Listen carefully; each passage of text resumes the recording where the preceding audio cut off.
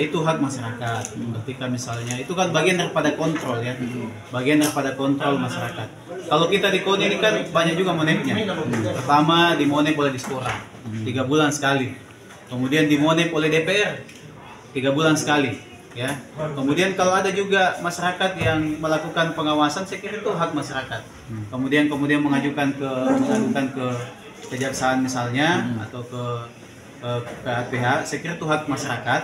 Dan kami juga di KONI Kota Makassar tentu juga punya jawab ya untuk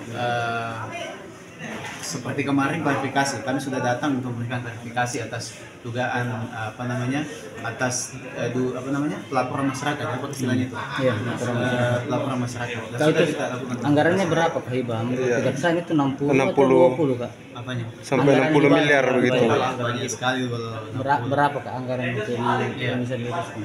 Kalau hibah kan kemarin itu kan di proses 2022 itu hanya 20 miliar Kak ya. Kamu bisa dijelaskan sedikit?